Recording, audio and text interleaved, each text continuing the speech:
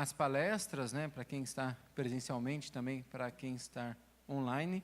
Agora é a terceira palestra, que é a contribuição do acompanhamento terapêutico em ambientes externos, a Heloísa Gomes. Por favor, Heloísa, vem aqui.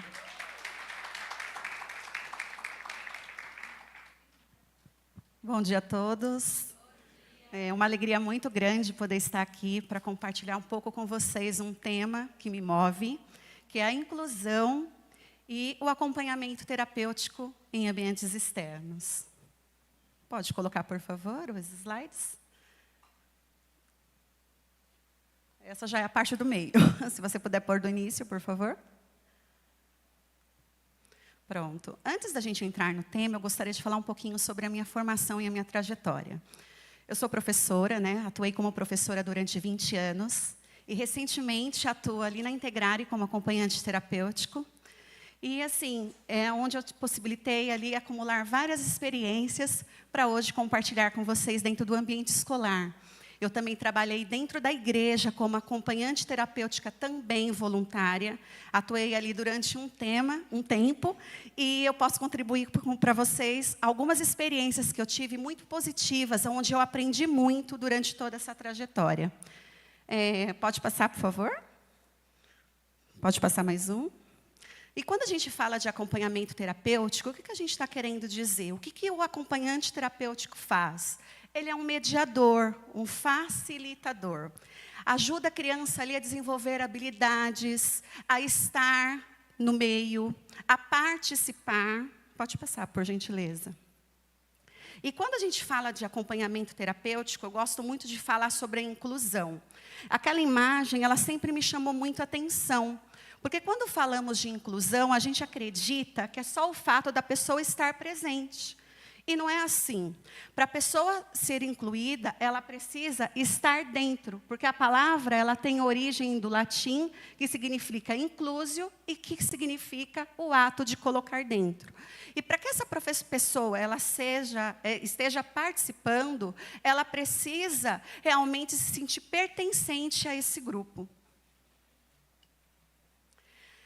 A Márcia ela falou um pouquinho sobre o TEA, né? E eu vou contribuir com vocês também falando um pouco sobre. O que é o TEA? É o transtorno do espectro autista, o transtorno do neurodesenvolvimento.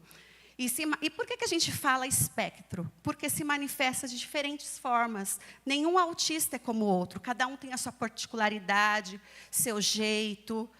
E também ele se apresenta de diferentes níveis, né? Existem diferentes níveis de suporte. A gente fala nível 1, nível 2 e nível 3. Até pessoas que falam que é leve, moderado e severo.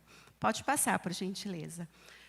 As pessoas com TEA enfrentam vários desafios. Dentre eles, dificuldade na comunicação, interação social, questões sensoriais, às vezes reduzidas ou aumentadas.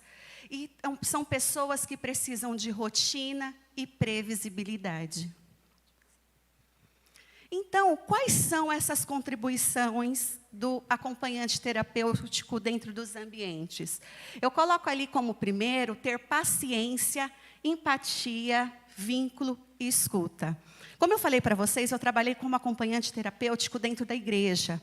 E quando eu falo de vínculo e escuta, eu atendi, o primeiro contato que eu tive com uma criança dentro da igreja, atuando como acompanhante terapêutica, era um garoto, T21, mais conhecido popularmente como síndrome de Down, e também TEA. Nós iniciamos ali, me aproximei devagar, conversei com ele começou ali a participar, cantar musiquinhas, e eu fui me aproximando de forma leve. E ele participou, desenhou ali com as crianças, ouviu a história, e de repente, nós estávamos num ambiente que tinha um armário por trás e alguns nichos. Estava vazio, não era perigoso, e ele entrou ali dentro. Eu estranhei aquela atitude, e a gente que trabalha no ambiente terapêutico, a gente sempre costuma analisar o porquê daquele comportamento. Mas, de fato, daquele momento eu não consegui identificar, mas também não fui retirá-lo. E, diante disso, eu fui ali me envolvendo, eu percebi que ele queria continuar participando, mas não saía dali. Então, eu me aproximei, e ali desenhando, pintando com ele, outras crianças também vieram, aproveitei ali o momento para interação. E, ao final, quando a família chegou para retirá-lo, a pessoa que estava dando aula explicou que ele participou, fez alguns vídeos para realmente a família perceber que realmente ele participou de uma forma efetiva. E nós comunicamos à mãe, falou, em determinado momento, ele entrou dentro do armário, dentro do nicho. Ela falou, ai, poxa vida, eu esqueci de avisar para vocês. Toda uma vez que ele procura ambientes mais distantes, cantinhos, lugares menores, ele está com necessidade fisiológica. E eu esqueci de avisar. E eu pensei naquele momento, ainda bem que eu não forcei ali uma situação para tirá-lo dali. Porque, assim, de primeiro impacto, o que a gente sempre imagina é que a criança está até ali emitindo uma fuga. Não quer participar ou não queria estar ali. Então, esse olhar atento da pessoa que está acompanhando é muito importante. O próximo ponto que eu coloquei ali é oferecer suporte físico e emocional aos indivíduos. Dentro também da igreja, eu tive a oportunidade de acompanhar uma moça de 19 anos. A família não nos especificou o que ela tinha, mas a gente percebia ali algum comprometimento. E ela participou conosco, cantou conosco, participou dos louvores. E no momento de sentar, para a gente seguir ali com aquela parte de mais de ministração, ela estava com a biblinha dela, sentou toda mocinha e estava ali participando. Ajudei ali ela a encontrar quando a pessoa solicitava o livro bíblico, o capítulo, e aí ela foi lendo, ela foi participando. Só que num determinado momento eu percebi que ela começou a ficar muito incomodada com a sua roupa, com o sapato. Ora ela levantava, ora ela sentava, e eu fiquei ali observando, e conforme a gente estava sentada ali, eu estava ao lado para auxiliar, as nossas mãos bateram. No que a nossa mão bateu, ela segurou. O que ela precisava? Ela precisava de apoio emocional. E depois desse momento que a gente teve ali de contato físico, ela conseguiu ficar mais tempo e participar até o final, sem nenhuma outra intercorrência. Depois eu coloquei ali, pequenas adaptações, grandes resultados. Também, dentro do ambiente da igreja, eu atendi uma mocinha de 13 anos. Ela apresentava ali uma dificuldade motora, muito perceptível, também era ateia, mas ela participou conosco e era um culto de festividade. E ela participou inicialmente ali, a gente foi trabalhando com ela de uma maneira para que ela participasse de uma forma efetiva, tinha brincadeiras inicialmente. Eu fui participando com ela, dando suporte total. Depois eu fui percebendo que, à medida que ela foi participando, ela foi se soltando mais e foi participando de uma maneira mais independente. E eu fui dando espaço para ela para isso. Só que também chegou o momento de nós irmos para a parte mais de ministração. Confesso que naquele momento eu me assustei um pouco, porque nós tínhamos um lance de escada para subir, a importância de ter um lugar adaptado. Eu me preocupei, porque ela tinha quase o mesmo tamanho que eu, mas ali eu fui dando suporte para ela, ela foi subindo à frente, eu fui dando ali apoio atrás. E quando nós subimos, ela não tinha levado a Bíblia dela, o pessoal ali forneceu uma Bíblia para ela. E ela ali foi ajudando ali no manejo da Bíblia, ela foi participando, interagindo, repetia os versículos conforme iam sendo solicitados, e assim por diante. Só que num determinado momento, ela sentou, e o ambiente que nós estávamos era um ambiente mais ou menos como esse, onde todos os adolescentes e crianças ficavam sentados ali, a pessoa ficava ministrando à frente, e tinha também como se fosse um degrau como esse. E ela sentou junto com os outros e foi ali participando. E na medida com que ela foi participando, eu percebi uma intensividade muito grande de movimentos corporais. Movimentos restritos e repetitivos, com muita frequência, ela balançava tanto a cabeça que em um determinado momento, eu comecei a perceber, falei assim, ela vai passar mal. Mas ali eu fui dando suporte para ela, e em um determinado momento ela encostou em mim. Conforme ela foi encostando em mim, eu percebi que ela sentiu um pouco mais de conforto. E naquele momento eu tirei ela daquele ambiente onde nós estávamos e fomos ali para o cantinho onde ela pudesse apoiar a sua coluna. Nesse momento também solicitei uma almofada, que foi importante para ela continuar ali naquele ambiente onde ela estava. E naquele dia, por algum motivo, eu estava com uma massinha no bolso. Mas ainda assim, mesmo os movimentos dela diminuindo, ela ainda apresentava. E no que eu tirei a massinha, eu fiquei amassando na minha mão. E ela viu. No que ela viu, ela mesma pegou. E continuou ali amassando e conseguiu participar ali até o final daquele momento.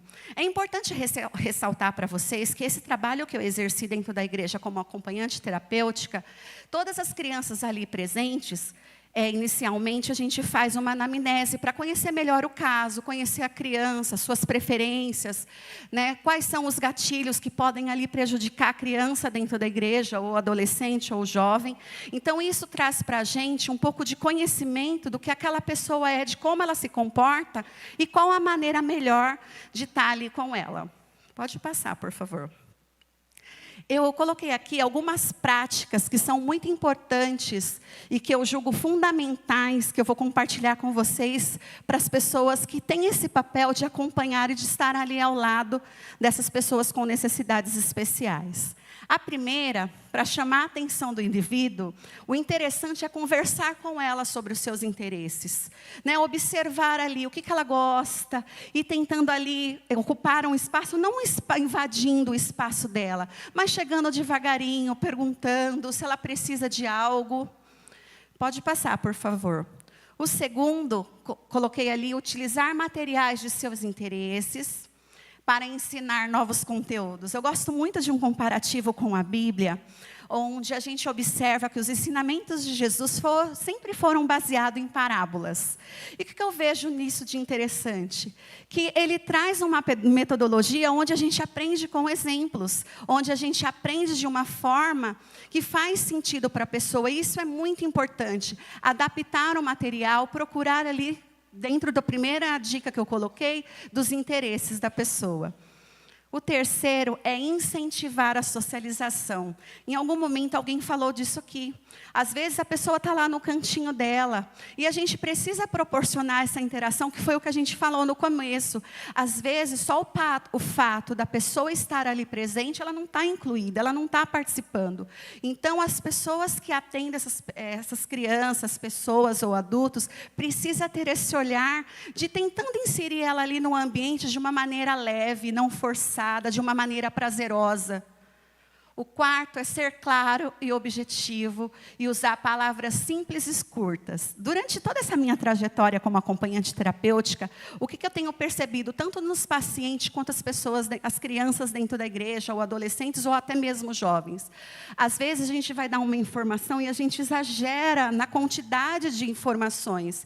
E às vezes aquele excesso de informação causa mais confusão do que solução. Então, a gente precisa usar as palavras, né, mais assertivas, que vá de encontro com que aquela pessoa possa compreender.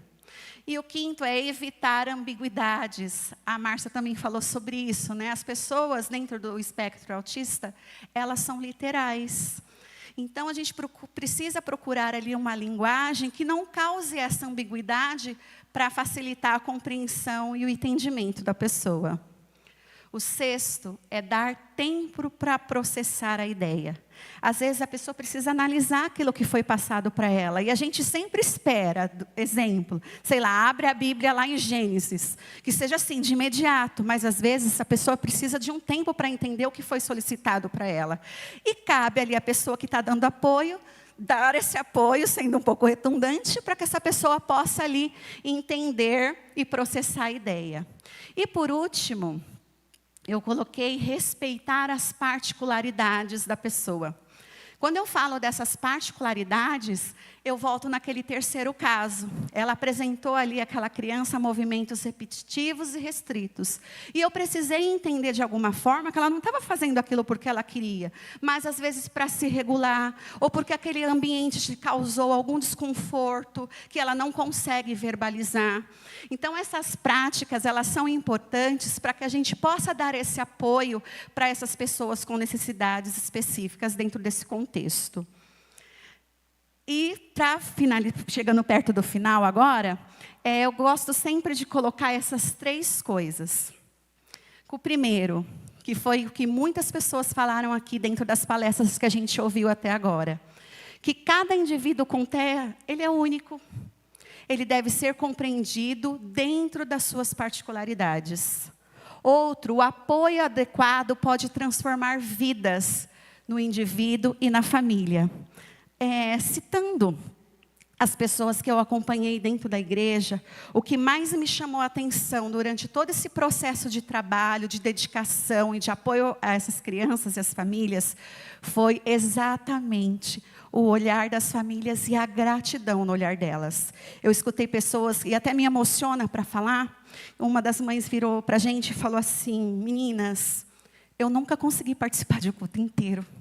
Porque à medida que o meu filho está lá na sala do Ministério Infantil, ou o meu filho adolescente está ali com os jovens, eu sempre sou interrompida porque eu preciso ir lá buscar porque aconteceu alguma coisa, ou porque a pessoa que estava atendendo não soube lidar com ele.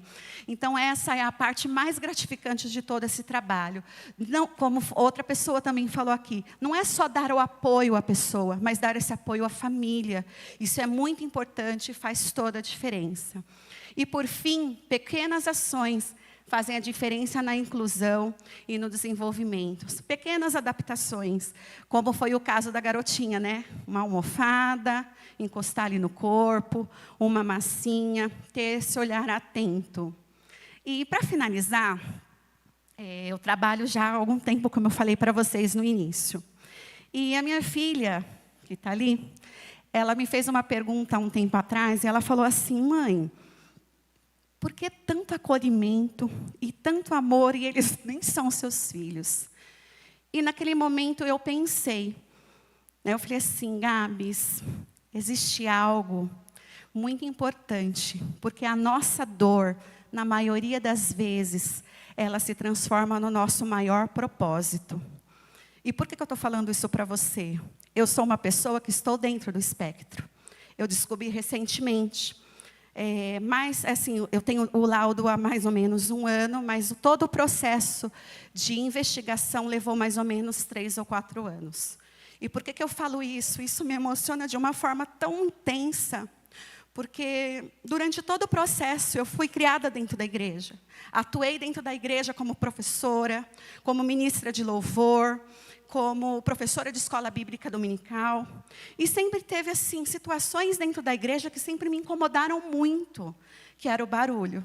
E por diversas vezes eu achava que tinha algo errado comigo. Eu não me encaixava ali. Tinha, assim, muitas vezes eventos, acampamentos, na qual eu nunca participei. E eu sempre ficava incomodada com aquilo. Por que eu não me encaixo? Por que eu não consigo? E depois do diagnóstico, ele me libertou de uma certa forma. Ele me trouxe respostas, ele me trouxe estratégias. Hoje, aos 46 anos de idade, eu posso compartilhar com você que eu consigo participar hoje de um culto do início ao fim. E que eu não preciso me retirar dele porque eu estou com algum desconforto. E às vezes você pode me perguntar assim: nossa, mas Elô, que desconfortos são esses? Às vezes o som era tão alto para mim que eu precisava sair. E por diversas vezes eu tive que lidar com vômito, com desconfortos sensoriais, o meu corpo arrepiava. E depois de ter o tratamento correto, como eu estou falando para vocês, eu consigo estar presente do início ao fim. Eu uso os protetores que me ajudam a participar e a louvar ao Senhor de uma forma genuína, de uma forma que eu sei que Ele também está recebendo o meu louvor. Então são pequenas adaptações, são pequenas coisas que fazem toda a diferença. Também tenho um problema com as luzes. Elas me causam muito desconforto. E eu sou uma mulher adulta, uma mulher madura, consigo entender, ali ler as nuances do ambiente, ao meu jeito, é claro, mas você imagina uma criança. Se para mim, como adulta, foi difícil administrar tudo isso, compreender tudo isso, encontrar meios para que eu pudesse participar de uma forma genuína, sem ter problemas ali, sem causar desconforto às pessoas também que estavam ao meu redor, você imagina quais os desafios que essa criança pode enfrentar. E, como disse meu amigo Anderson, num vídeo que ele fez, você pode me dar o livro, por favor? Hoje nós estamos aqui em primeira mão com um livro, Autismo Muito Além do Diagnóstico. E esse livro, como eu falei com o meu amigo Anderson, disse uma frase que me impactou. Ele falou assim, é um livro diferente de tudo que você já leu. E eu preciso concordar com ele. Aqui nós temos aconselhamento, aqui nós temos acolhimento, aqui nós temos história, aqui nós temos ciência. Tudo junto para ajudar quem precisa, para ajudar famílias, para abrir um caminho aonde, aos nossos olhos, a gente não vê caminho. E é por isso que eu estou hoje aqui, para compartilhar com vocês sobre essas contribuições do acompanhante terapêutico e também, como pessoa atípica, poder compartilhar com vocês as situações e os desafios que eu enfrentei.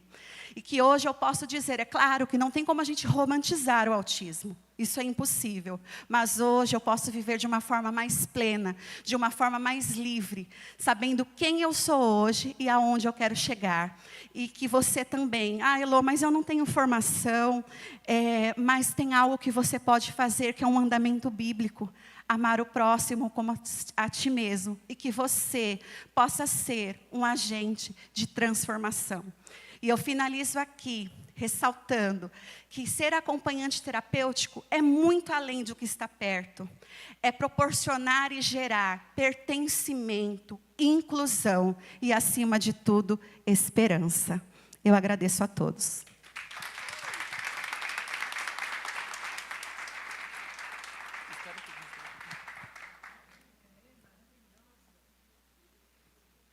Pessoal, incrivelmente estamos adiantados no horário.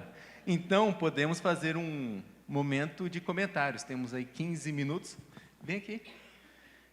Para Heloísa, né, ou alguém que quiser fazer um comentário sobre o que nós tivemos até agora. Aqui embaixo, ó. Agora é a hora das pernas tremerem mais. Isso. Alguém gostaria de fazer ali no fundo? Jamile? Aí quem pegar o microfone se apresenta, tá bom? Se apresenta aí, faz um comentário. Heloísa, meu nome é Jamile. Eu sou membro aqui da Nazareno. É muito lindo o seu trabalho e eu queria saber de você, como acompanhante terapêutica, qual, dentro da igreja, como você conseguiu identificar algumas pessoas dessa forma e como você fez isso? Como que é isso? Porque é muito interessante. Na verdade, foi uma caminhada. Né? O meu olhar de professora também me possibilitou tudo isso. Mas, como eu falei para vocês aqui no início, dentro da igreja onde eu atuo, a gente trabalha com uma equipe. E essa equipe, ela já recebe os pais ali, já fazem uma anamnese, o pai já identifica que o seu filho tem alguma dificuldade, e ali a gente estuda aquele caso. É claro que a gente já recebeu os visitantes, então a gente sempre procura estar ali e dar esse apoio, não de forma invasiva, a gente vai sentindo a pessoa. Por exemplo, tem autistas que não suportam toque. Então, são perguntas que a gente faz para a família, inicialmente, são perguntas básicas para não invadir aquele espaço e para que esse momento não seja para a criança um momento aversivo e não acolhedor.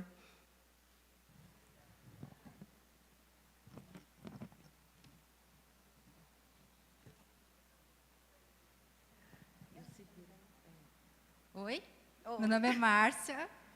Prazer, Márcia. Quero falar que me identifiquei muito com você. Eu sou autista nível de suporte. E eu queria perguntar, para mim é muito complicado, né?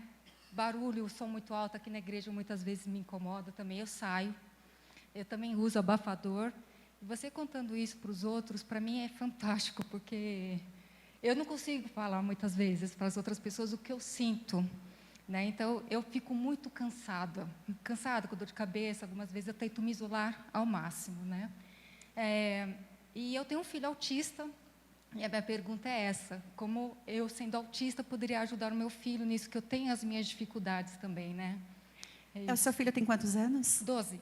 12. Então, ele tem assim, um cognitivo preservado? Não, ele tem DI, né, leve, mas tem mais dificuldade. O amor vai te guiar, isso eu posso te dizer. Como a Márcia falou aqui no começo. Sim. O amor faz toda a diferença, mas eu também quero compartilhar algo com você sobre isso. Eu fui a primeira da minha família a ser diagnosticada com autismo. Posteriormente, após isso, a minha filha que está ali também foi diagnosticada. E aí você pode me perguntar assim, alô, como tem sido para vocês? Difícil. Mas ela já é uma moça de 25 anos e a gente se ajuda. Então, ela me incentiva, ela me ajuda, ela me guia e eu faço o mesmo papel com ela. A gente conversa sem reservas. A gente conversa, faz trocas e tem sido, eu posso dizer para você, é claro que não foi fácil receber o diagnóstico, mas eu posso dizer para você que eu estou vivendo a melhor fase da minha vida, de verdade. Mais alguma pergunta ou vocês ainda querem me fazer chorar?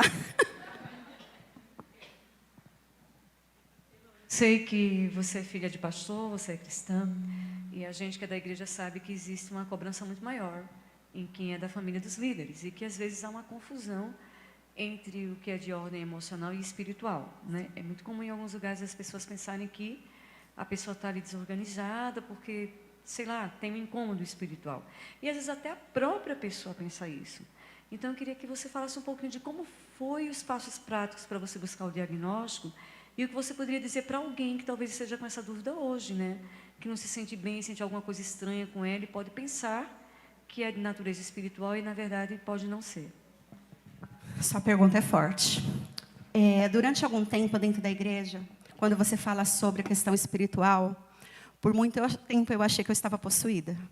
Por vezes eu me isolava e aquilo me causava tanto desconforto, porque eu falava assim, Deus, eu estou aqui com meu coração aberto, por que tanto desconforto? E um dia eu estava sentada, assim como vocês, e o pastor da minha igreja estava... Era uma outra igreja que eu ia, não é a atual que eu estou hoje.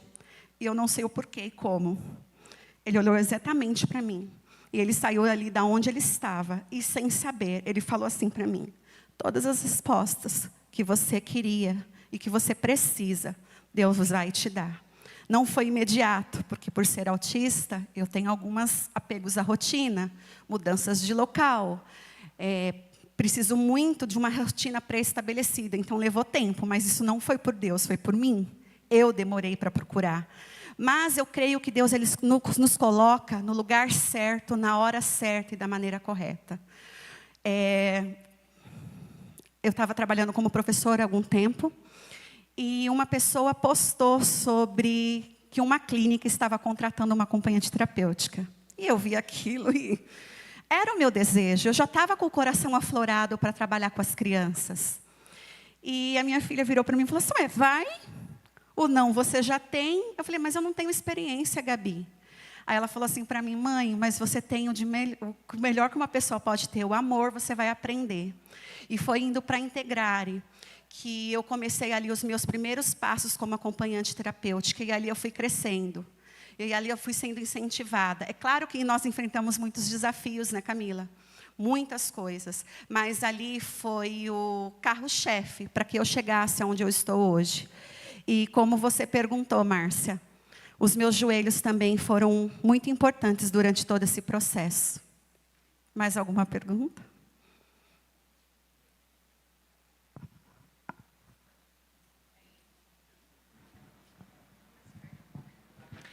Pessoal, vamos fazer mais esses 2 comentários, aí passamos para a próxima palestra, tá bom? Bom dia, eu sou a Dandara. E como boa paulistana, Elô, já vou te chamar de Elô. Eu queria te fazer uma pergunta. Você comentou que estava numa igreja, passou para a igreja que você está agora. Eu queria entender melhor, se você está na igreja que está hoje, já com toda essa preparação, pelo que você comentou aí, sua igreja é bem estruturada, vocês têm um fluxo já específico para poder atender esse tipo de criança, mas isso foi desde sempre ou foi um desafio? Como é que foi toda essa estrutura, essa trajetória na sua igreja? Eu não entendi, você pode repetir a pergunta? Sim. A igreja que você está hoje já estava preparada quando você chegou? Ou você mudou por conta da preparação que eles têm? Ah, tá. Na verdade, foi um processo também. Quando eu entrei até apenas como professora. Não tinha esse projeto. Esse projeto ele nasceu depois. E foi um processo onde eu contribuí inicialmente. Hoje, eu não estou mais atuando na igreja como acompanhante terapêutico. Eu fiquei mais ou menos por 3 ou 4 anos. Hoje, eu estou me dedicando a outros projetos. Mas foi algo pensado. Nós tivemos inúmeras reuniões para chegar aonde a igreja chegou, onde ela está hoje. Quando as crianças chegam lá, que eu acho que também isso é importante compartilhar com vocês, tem um aplicativo. E nesse aplicativo, todos os professores envolvidos, quando essa criança chega, que ela é bipada, eles recebem um número, a gente já fica ciente de que chegou uma criança típica. Então, toda a equipe que trabalha com as crianças de acompanhamento terapêutico, elas são acionadas, e aí a gente vai tentando entender qual é o perfil de cada um. Por exemplo, eu tenho mais habilidade para trabalhar com as crianças menores, né, ali até 10 anos. E aí tem uma outra equipe para adolescente, tem uma outra equipe para os jovens. Então, assim, eu também quis ter a experiência de passar por todos, mas hoje eu falo que a minha maior vocação são com as crianças. Bom dia. Meu nome é Eliana. Assim, a minha dúvida é, até agora a gente falou de crianças que têm laudos e dentro da igreja. Mas aquelas crianças que não têm laudo e não frequentam uma igreja, como ajudar? Assim, dentro da igreja, a gente sempre procura ter um olhar para identificar. Então, assim, eu já tive um caso onde a criança não era laudada, tá? A família também não nos identificou, e naquele momento eu não trabalhava como acompanhante terapêutica dentro da igreja. Era um garotinho, e eu comecei ali a iniciar a historinha para eles, né, as parábolas ali de Jesus. E conforme eu estou ali atuando, eu percebi que ele estava ali bem agitado. Então, eu tive a ideia de trazê-lo como ajudante. Pasmem, a ideia foi péssima. Tá? Apesar de eu achar que eu estava arrasando, eu não estava. A partir do momento que eu convidei, eu não tinha um embasamento teórico, não sabia como lidar. O que ele queria? Atenção. E quando eu chamei para que ele me ajudasse, ele tirou a camiseta. Eu vesti a camiseta, contando história, tentando interagir ali tanto com a história como com a criança. Coloquei a camiseta e ele tirou a calça. Eu falei, Jesus, e agora? Então, lá, mesmo antes da gente ter todo esse preparo, tem pessoas para nos dar apoio. E essa criança realmente não tinha laudo. E o que aí nós percebemos? Que ela queria atenção. Então, atenção. O que nós fazíamos, então? A gente dava essa atenção antes da criança clamar por ela. Então, tudo é um olhar. E assim, e mesmo sendo terapeuta, nem sempre eu sei o que fazer. Eu preciso contactar as minhas colegas. Meninas, estou com uma situação aqui, assim, assim, assim. Porque, às vezes, a gente, dentro da situação, a gente não consegue olhar a situação de uma forma macro. Uma outra pessoa tem esse olhar. Então, assim, é realmente uma equipe. Fazer o trabalho sozinha, a gente só se esgota. Então, assim, a gente recebe muitas crianças que não são laudadas. Mas o olhar, quando a gente percebe ali que tem algo diferente, sempre vem uma colega para dar apoio. E, assim, a gente vai tentando seguir da melhor forma possível.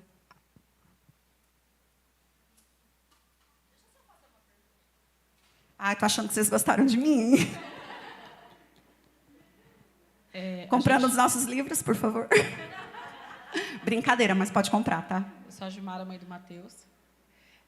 Hoje a gente fala, né, está falando bem voltado para a questão, né, da criança, né, do Ministério Infantil. Mas hoje a gente tem uma questão considerável de adultos, depois, né, já formados, pais de família, já, né, laudado. Assim, e esse desafio dentro da igreja? Porque, assim, a gente entende quando, eu vou falar, né, o meu não é a questão do autismo, é a questão do PCD. Mas, assim, quando pequeno, o desafio é você trabalhar a família. De que, assim, não, daqui a pouco você vai fazer 10 sessões de fisioterapia e vai resolver. Não, não vai resolver. Vai melhorar, mas não vai resolver. Né? Então, a questão da aceitação da família no começo é muito difícil e é desafiador. Né? Tem família que aceita tranquilamente, entende, vai lá, sofre, mas corre atrás para resolver. Tem família que fica, não, é idade, é birra, e tá, essas coisas assim. Então, tem o desafio da família quando é criança e o desafio do adulto, de depois você, né, dele já estar maduro e você ir nesse confronto e dizer, existe um laudo, existe um CID sobre você. Assim, o que você está falando é muito válido. Você olhar uma criança com TEA tendo crise, você consegue compreender. Ou, às vezes, você até fala, se não tem um laudo, se a pessoa não sabe, é birra. Você consegue compreender, mas um adulto é muito difícil. E eu falo para você, é desafiador, é viver um dia de cada vez, é conversar, é ter acolhimento. No meu caso, e acho que de muitos que são cristãos, é orar mesmo. E tentar ali viver da melhor forma possível, procurando terapia, procurando ajuda. Sozinho a gente não consegue. Deus não nos fez para viver sozinhos, nos fez para viver em comunidade, em família. É claro, para mim, como autista, é muito difícil dizer isso, porque eu tenho muita dificuldade de interação. Mas quando eu recebi o laudo, eu disse algo para mim mesmo. Eu não vou usar o diagnóstico para me vitimizar. Eu vou usar o diagnóstico para me desafiar. E é por isso que hoje estou aqui falando para vocês. Então, assim, é um desafio diário, é uma luta diária, não existe receita pronta. A gente não vai encontrar respostas prontas, mas é viver um dia de cada vez e procurar ajuda, conhecimento, leitura, tudo isso faz parte do processo. Obrigada, gente. Para mim foi muito importante poder compartilhar tudo isso com vocês.